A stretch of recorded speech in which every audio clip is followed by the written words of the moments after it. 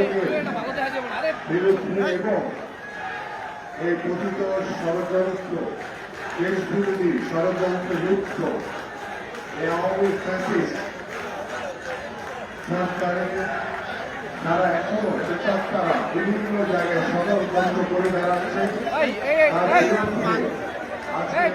সভায় সংগ্রামী সভাপতি আমাদের পল্লবী থানা বিএনপির ভারপ্রাপ্ত আহ্বায়ক জনাব কামাল হোসেন আমাদের মাঝে উপস্থিত, ঢাকা মহানগর উত্তর বিএনপি সংগ্রামী যুগ্ম আহ্বায়ক অত্যন্ত বরিষ্ঠ নেতা এবিএম রাজ্জাক, আমাদের মাঝে উপস্থিত ঢাকা মহানগর উত্তর বিএনপির অন্যতম যুগ্ম আহ্বায়ক জনাব মাহবুব আলম মন্টু, আমাদের মাঝে উপস্থিত ঢাকা মহানগর উত্তর বিএনপির অন্যতম সদস্য সাজ্জাদ হোসেন মোল্লা, আমাদের মাঝে উপস্থিত ঢাকা মহানগর উত্তর বিএনপির অন্যতম সদস্য জনাব ইব্রাহিম খলিল, আমাদের মাঝে উপস্থিত আরেকজন সাবেক ফুটবলার ঢাকা মহানগর উত্তর বিএনপির অন্যতম সদস্য জনাব জাহিদ বাবর চৌধুরী,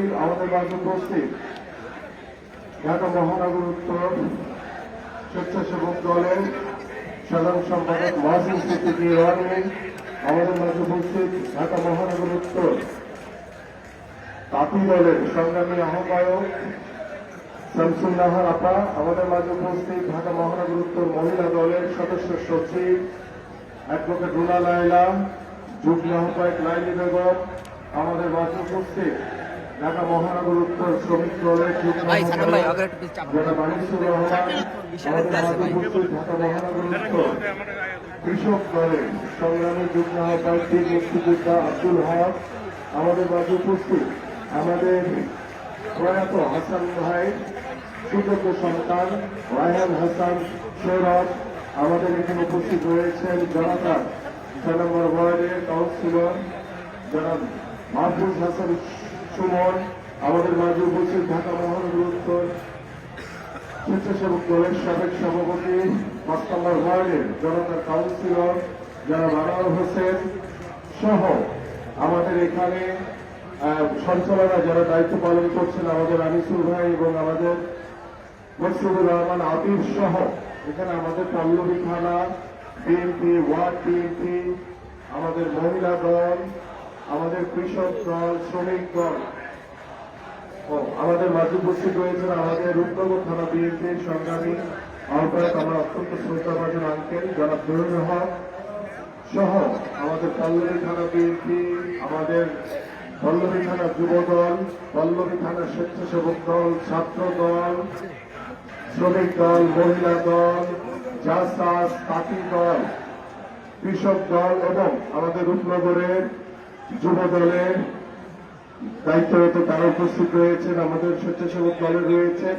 এবং রূপনগর মহিলা দলের নেত্রীও রয়েছেন এবং আমার সামনে উপবিষ্ট এবং এখানে আমাদের যেহেতু একটি 5 নম্বর ওয়ার্ড এবং আমাদের এখানে নন বেঙ্গলি বাট আমরা এই কথাটি বলতে চাই না, আমরা তারা বাংলাদেশি এবং আমাদেরই ভাই, আমরা এই শব্দটি আর ব্যবহার করতে চাই না, আমরা চাই তারা বাংলাদেশি আমাদের ভাই আমাদের বন্ধু, তারা একসাথে আমাদের বসবাস, একসাথে আমাদের পথ চলা। তো আমি এই সেই সকল নেতৃবৃন্দ এখানে উপস্থিত রয়েছেন এবং আমার সামনে উপবিষ্ট আমাদের বিভিন্ন অঙ্গ এবং সহযোগী সংগঠনে বিভিন্ন পর্যায়ে নেতৃবৃন্দ রয়েছে এবং আরেকটি কথা আমি বলি যে আমরা যে হিন্দু সম্প্রদায় ভাই বোনদেরকে সংখ্যালঘু বলি এই কথাটিও আর বলতে চাই না, কারণ তারাও আমাদের ভাই বন্ধু প্রতিবেশী, আমরা সকলেই বাংলাদেশি, সেই বাংলাদেশি মনোভাব নিয়ে আমাদের পথ চলা এবং সেই বাংলাদেশি মনোভাব নিয়েই আমরা একটি সুন্দর বাংলাদেশ গড়ব। উপস্থিত আমাদের সামনে সকল নেতৃবৃন্দ সবাইকে আসসালামু আলাইকুম। বক্তব্য অনেকক্ষণ ধরে হচ্ছে, আজকে যে জন্য আমরা এবং যেখানে দাঁড়িয়ে আমরা বক্তব্য রাখছি, আপনারা জানেন যে গত 17 বছর স্বৈরাচার শেখ হাসিনার সরকার বাংলাদেশের রাষ্ট্রীয় যন্ত্রগুলোকে ব্যবহার করে যেভাবে নিজেদের ক্ষমতাকে কুক্ষিগত করে রাখার চেষ্টা করেছিল, কিন্তু পৃথিবীর ইতিহাসে কোন স্বৈরাচার কখনো টিকে থাকতে পারে না।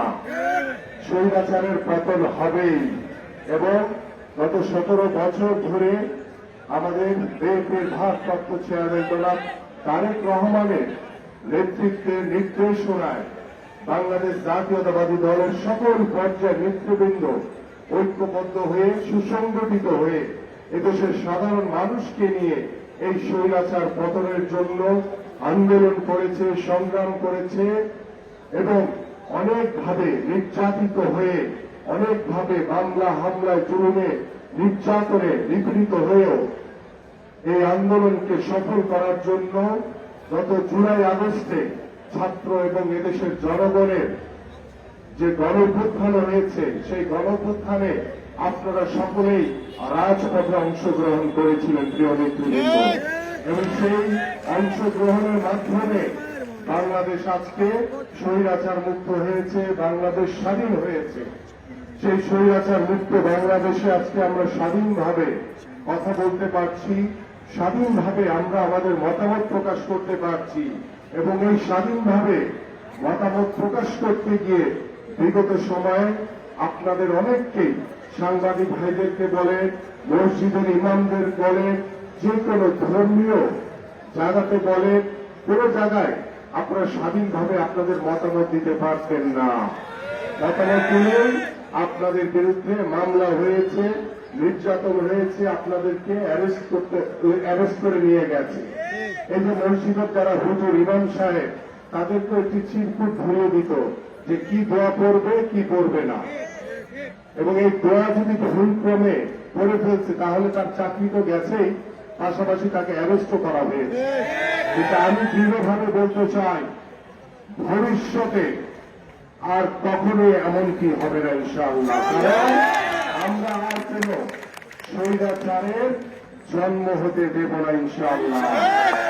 এবং আপনারা আপনাদের স্বাধীনভাবে চলাচল করার জন্য, স্বাধীনভাবে আপনাদের মতামত প্রকাশ করার জন্য আপনারা দৃঢ়ভাবে, আপনারা স্বাধীনভাবে সবকিছু বলতে পারবেন, এবং সেই বলার অধিকার এই দেশের সরকার নয়, বাংলাদেশি হিসেবে এটা আপনার নাগরিক অধিকার।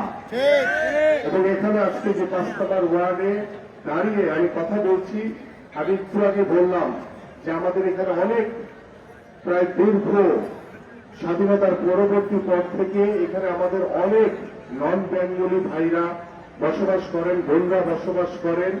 আমি বিশ্বাস করি তাদের যে চিন্তাধারা, তাদের যে মতামত বিগত সময় আমরা দেখেছি, তাদেরকে টিকে থাকার জন্য অনেক সময় সরকারের অনেকের সাথে বিভিন্ন সময় যোগাযোগ করতে হয়েছে, কথা বলতে হয়েছে।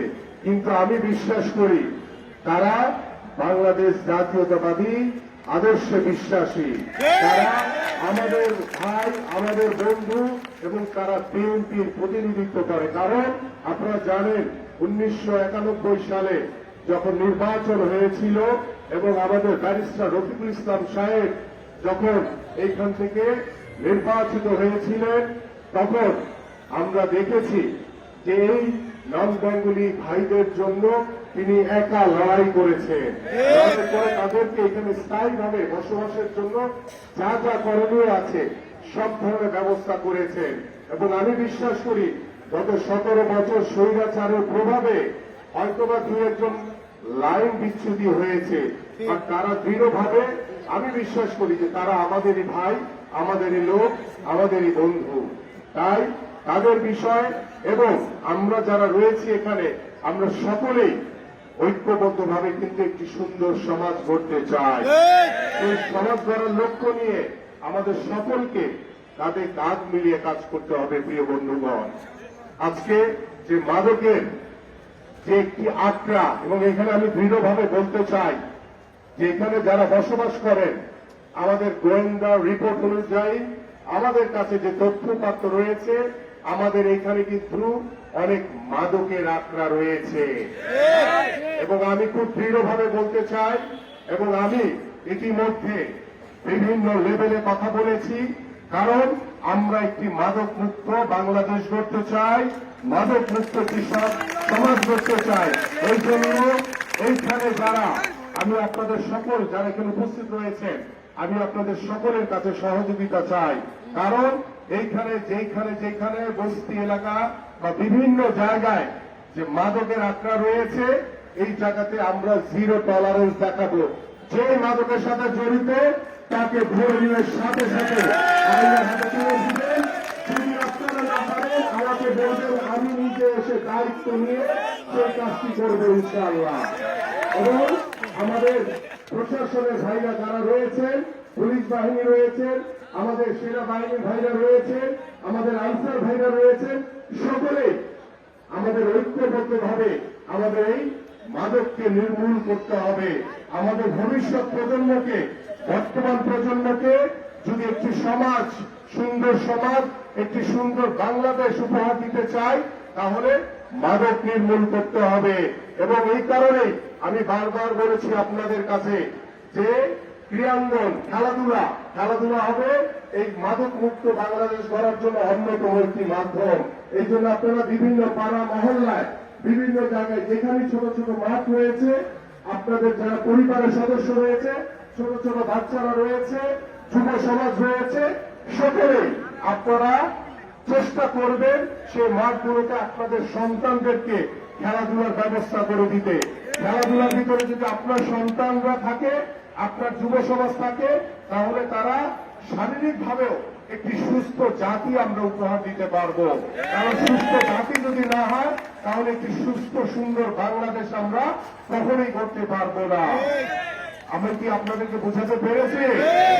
তাহলে আমাদের মাদকের বিরুদ্ধে জিরো টলারেন্স দেখাতে হবে। যদি এখানে যদি কেউ থেকে থাকে সাবধান হয়ে যান। আপনার কিন্তু এই সমাজে থাকার কোন যোগ্যতা নাই।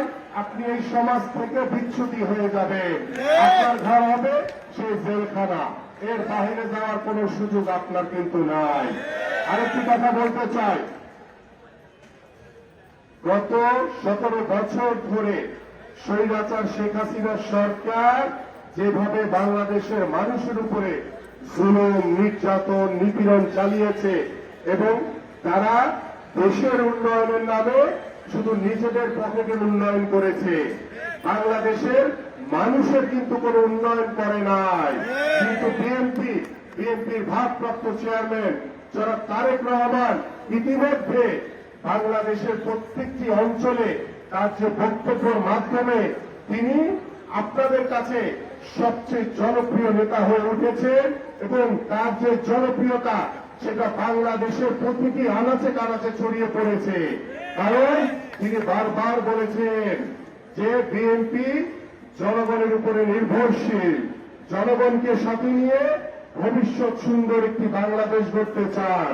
এই জন্য আমাদের কাছে যে নির্দেশনা দিয়েছেন যে বাংলাদেশের প্রত্যেকটি সাধারণ মানুষের কাছে আজকে আপনারা যারা বিএনপি নেতৃবৃন্দ বসে আছেন এখানে, আপনাদের দায়িত্ব হচ্ছে সেই মানুষগুলোর পাশে যাওয়া, সেই সাধারণ মানুষের কথা শোনা। সেটা চায়ের দোকানে হতে পারে, আপনার পরিবারের সাথে বাসায় হতে পারে, পাড়া মহল্লায় বিভিন্ন আলোচনা টেবিলে হতে পারে, মসজিদ মাদ্রাসায় হতে পারে। আপনাদেরকে সেই মেসেজটি দিতে হবে। কারণ বিএনপি বিশ্বাস করে যে বাংলাদেশের সকল ক্ষমতার উৎস হচ্ছে এই জনগণ। জনগণ বিশ্বাস করে যে বাংলাদেশের জাতীয়তাবাদী আদর্শের যে ধারক শহীদ রাষ্ট্রপতি জিয়াউর রহমানের যে গড়া দল বিএনপি হচ্ছে বাংলাদেশের জনগণের সবচেয়ে আস্থার জায়গা। সেটা প্রমাণ করতে হবে আপনাদের কার্যক্রমের মাধ্যমে। যদি আপনারা সঠিক কাজ করেন তাহলে বাংলাদেশের জনগণ আপনাদের প্রতি আস্থা রাখবে, আপনাদের প্রতি বিশ্বাস রাখবে। আপনাদেরকে আগামী যে নির্বাচন হবে সেই নির্বাচনের মাধ্যমে একটি অবাধ সুষ্ঠু নির্বাচনের যে দাবির জন্য গত 17 বছর আপনারা আন্দোলন করেছেন, সংগ্রাম করেছেন, নির্যাতিত হয়েছেন, জীবন দিয়েছেন, সেই কাঙ্ক্ষিত নির্বাচনের মাধ্যমে বিএনপি বিশ্বাস করে জনগণের ভোটে নির্বাচিত হয়ে বাংলাদেশের জনগণের সরকার প্রতিষ্ঠিত হবে এবং সেই জনগণের সরকারের কাছে বাংলাদেশের এই বিএনপির যে পরিবার রয়েছে, যে সরকার গঠন করবে তাদের জবাবদিহিতা বাংলাদেশের জনগণের কাছে থাকবে ইনশাআল্লাহ। কারণ আমরা প্রত্যেকটি কাজ করব এদেশের সাধারণ মানুষের যে প্রত্যাশা, এদেশের মানুষের যে চাওয়া এবং এদেশের মানুষের যে মতামত, সে মতামত নিয়ে আমরা কাজ করতে চাই। কারণ আমাদের এই কাজের মাধ্যমে আমাদের জনগণের আস্থা বিশ্বাস অর্জন করতে হবে। আমাদের মাননীয় ভারপ্রাপ্ত চেয়ারম্যান বলেছেন যে দুবারের বেশি কেউ প্রধানমন্ত্রী হতে পারবে না। তিনি কত বড় উদারতা দেখিয়েছেন। তিনি বলেছেন আমরা জাতীয় সরকার গঠন করব, দ্বিকক্ষ বিশিষ্ট পার্লামেন্টারি হবে এবং সবচেয়ে উল্লেখযোগ্য যে কথাটি তিনি বলেছেন, যার জন্য গত 17 বছর ধরে স্বৈরাচার সরকার বাংলাদেশের মানুষের উপরে নির্যাতন নিপীড়ন চালিয়েছে, সেই তত্ত্বাবধায়ক সরকার বাংলাদেশে আবারও সংবিধানে সংশোধন করে এই সংবিধানে ইনক্লুডিং করা হবে। আমরা বিশ্বাস করি এই তত্ত্বাবধায়ক সরকার যখন বাংলাদেশে আবার সংশোধিত হয়ে সংবিধানে ইনক্লুডিং হবে, ভবিষ্যতে আর কোন স্বৈরাচারের জন্ম নেওয়ার কোন সুযোগ থাকবে না ইনশাআল্লাহ। তাই আসুন একটি সুন্দর সমাজ গড়ার জন্য, একটি সুন্দর বাংলাদেশ গড়ার জন্য আমাদেরকে সকল বিশৃঙ্খলা থেকে দূরে থাকতে হবে, আমাদের সকল লুটতরাজ দখলদারি থেকে দূরে থাকতে হবে এবং সর্বোপরি যেটি সবচেয়ে উল্লেখযোগ্য বিষয়, চাঁদাবাজি বন্ধ করতে হবে। কারণ আমরা দেখেছি, আমি প্রতি বক্তব্যে একটি কথা বলি, বাংলাদেশে এখন আর কোন আওয়ামী লীগ নাই, সবাই বিএনপি হয়ে গেছে না? আমি দেখেছি অনেক সময় আমরা তো আওয়ামী লীগকে চিনি না, আমরা চিনি কাদের? আমাদের বিএনপি পরিবার, এদেশের সাধারণ মানুষ। কিন্তু অনেক আওয়ামী লীগ বিভিন্নভাবে আমাদেরই কিছু নেতাদের, কিছু কর্মীদের হাত ধরে অনুপ্রবেশ করার চেষ্টা করছে। এটা অনুপ্রবেশ করার কোন সুযোগ নাই। যদি আমার কোন নেতার হাত ধরে কেউ অনুপ্রবেশ করার চেষ্টা করে, ওই যে নেতা যে গত 17 বছর ধরে অনেক মামলা হামলাকে নির্যাতিত হয়েছে, এক নিমিষেই তার সকল কষ্ট বৃথা হয়ে যাবে। এই জন্য সতর্ক হয়ে যান আপনারা। আমরা অনেক জায়গায় দেখছি, আমরা ঢাকা মহানগর উত্তরে সব জায়গায় আমাদের পর্যবেক্ষণ রয়েছে। আমরা কিন্তু প্রত্যেকটি ওয়ার্ডে, থানায় আমরা বিভিন্নভাবে আমাদের বিভিন্ন শ্রেণী পেশাজীবীর মানুষ বিভিন্নভাবে আমাদের নেতৃবৃন্দরা কাজ করে চলেছে। যদি কোথাও আমরা দেখতে পাই যে কারো হাত ধরে অনুপ্রবেশ করেছে, সেটা যদি প্রমাণিত হয়, তাহলে আপনার বিএনপি করার কোন যোগ্যতা থাকবে না। তাই আসুন আমরা এই নব্য বিএনপি, এই আওয়ামী লীগ, এরা কিন্তু বিভিন্ন জায়গায় বিএনপির নাম বলে তারা চাঁদাবাজি করছে, দখলদারি করছে, লুটতরাজ করছে। বদনাম হচ্ছে কাদের? আমাদের।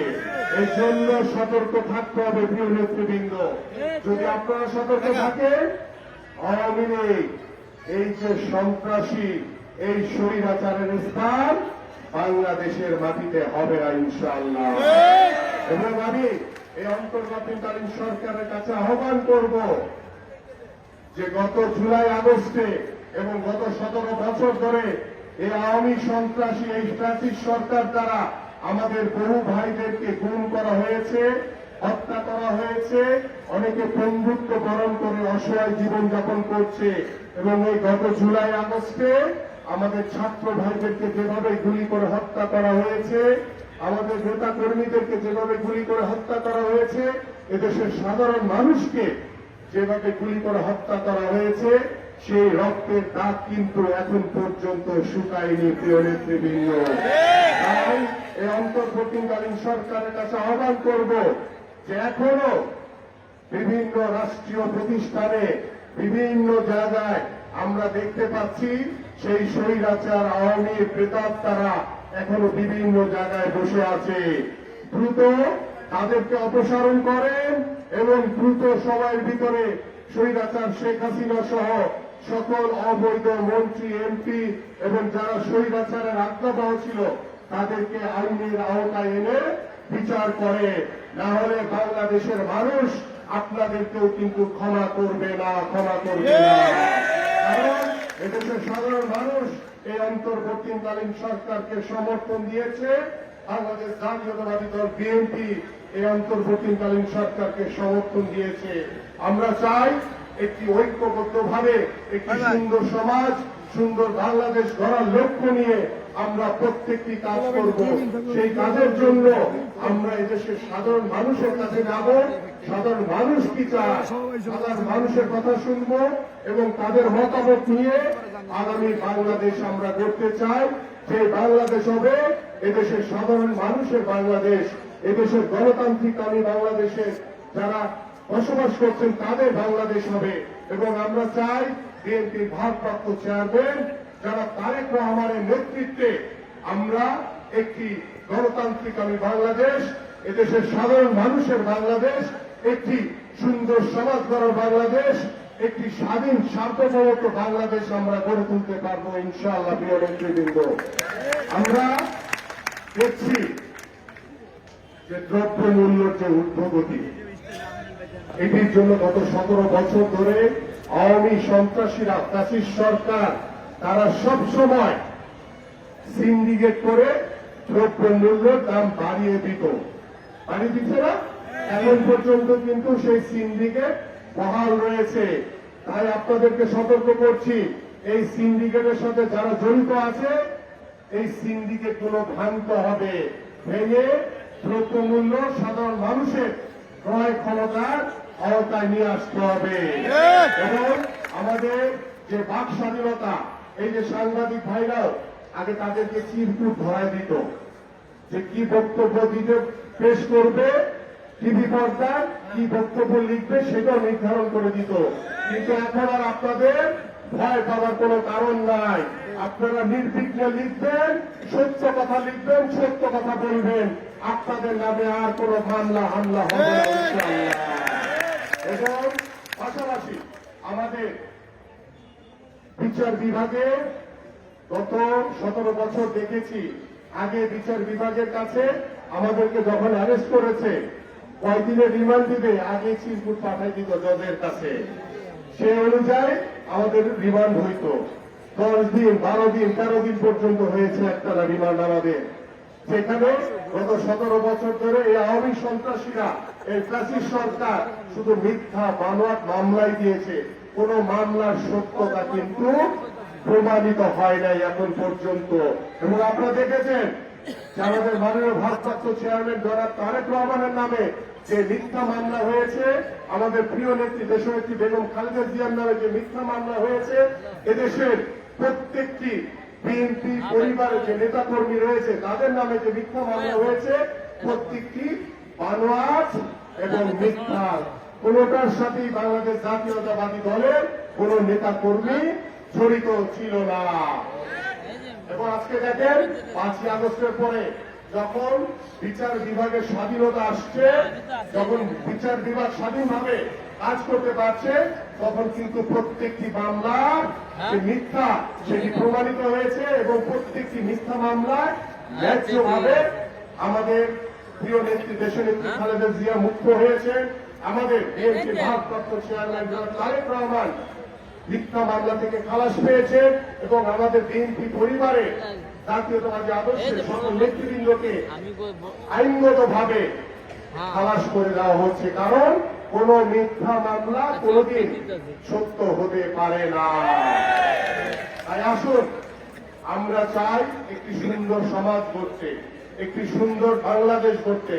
সেই সুন্দর বাংলাদেশ গড়ার জন্য আমাদেরকে নৈরাজ্য বন্ধ করতে হবে, দখলদারি বন্ধ করতে হবে, চাঁদাবাজি বন্ধ করতে হবে এবং আমাদের যুব সমাজকে যে ধ্বংসের পথে নিয়ে যায় সেই মাদককে বন্ধ করতে হবে। তাহলে আমরা একটি সুন্দর সমাজ করতে পারবো। এবং ওই যে এখানে ব্যানারে লেখা আছে একটি কথা, যে দেশ বিরোধী যারা ষড়যন্ত্র করছে, তারা ষড়যন্ত্র করছে এই আওয়ামী লীগের এই স্বৈরাচারের কিছু প্রেতাত্মারা, সাথে বিভিন্নভাবে ভারতীয় যে মিডিয়া মিথ্যাচার করছে, ভারতীয় মিডিয়া যে আগ্রাসী মনোভাব করছে, সেটি টোটালি মিথ্যা, ভিত্তিহীন। কারণ আপনারা জানেন যে গত 17 বছর ধরে স্বৈরাচার শেখ হাসিনার সময় হিন্দু ভাইদের উপরে যত মামলা হামলা হয়েছে, সেটা আওয়ামী লীগ করেছিল, সেটার সাথে বিএনপি কখনোই জড়িত ছিল না, এটা ইতিমধ্যে প্রমাণিত হয়েছে। সেইভাবে একইভাবে ভারতীয় মিডিয়া আগ্রাসী মনোভাব নিয়ে তারা মিথ্যা প্রচার করছে। আমি বারবার বলছি, আমাদের মাননীয় ভারপ্রাপ্ত চেয়ারম্যান যারা তারেক রহমান বারবার বলছেন যে আমরা একটি অসাম্প্রদায়িক বাংলাদেশ, হিন্দু ভাই, বৌদ্ধ ভাই, খ্রিস্টান ভাই এবং মুসলমান ভাইরা সহ আমরা বাংলাদেশ হিসেবে তাদের কাঁধ নিয়ে কাজ করব। আমরা একটি অসাম্প্রদায়িক বাংলাদেশ গড়ব। ভারতীয় মিডিয়া যতই মিথ্যাচার করে না কেন, আপনারা সতর্ক থাকবেন, কাউকে কোনো প্রশ্রয় দেওয়া যাবে না। প্রিয় নেতৃবৃন্দ, আসুন একটি সুন্দর সমাজ গড়ার লক্ষ্য নিয়ে আমরা আজকে প্রত্যয় ব্যক্ত করি, ধর্মবদ্ধ হই যে এই সমাজটি আমার এখানে জন্ম হয়েছে, এখানেই আমাকে মরতে হবে এবং মৃত্যুর আগ দিন পর্যন্ত একটি সুন্দর বাংলাদেশ গড়ার লক্ষ্য নিয়ে, একটি সুন্দর সমাজ গড়ার লক্ষ্য নিয়ে আমি আপনাদের পাশে থেকে, আমি আপনাদের সন্তান হিসেবে, আমি আপনাদের বন্ধু হিসেবে, আমি আপনাদের ভাই হিসেবে কাজ করে যেতে চাই। আমি আপনাদের সকলের কাছে সহযোগিতা চাই। আমরা চাই বাংলাদেশ যাতে একটি সমৃদ্ধশালী বাংলাদেশ গড়তে পারি, শহীদ রাষ্ট্রপতি জিয়াউর রহমানের আদর্শকে ধারণ করে একটি সুন্দর বাংলাদেশ গড়তে পারি, দেশনেত্রী বেগম খালেদা জিয়ার আদর্শকে ধারণ করে একটি সুন্দর বাংলাদেশ গড়তে পারি এবং বাংলাদেশের সবচেয়ে জনপ্রিয় নেতা, বাংলাদেশের 18 কোটি মানুষের আশা আকাঙ্ক্ষার প্রতীক বিএনপির ভারপ্রাপ্ত চেয়ারম্যান যারা তারেক রহমানের নেতৃত্বে একটি সুন্দর বাংলাদেশ গড়ার লক্ষ্য নিয়ে এবং আজকে আমার পল্লবী এবং রূপনগরে যারা এখানে উপস্থিত রয়েছেন সকল নেতৃবৃন্দকে ধন্যবাদ জানিয়ে এবং আমার সামনে বসা আমার প্রিয় পল্লবী এবং রূপনগরের এলাকাবাসী সকলকে আন্তরিকভাবে ধন্যবাদ জ্ঞাপন করে আমি আমার বক্তব্য এখানেই শেষ করছি। আপনারা সবাই ভালো থাকবেন, সুস্থ থাকবেন, সবাইকে ধন্যবাদ।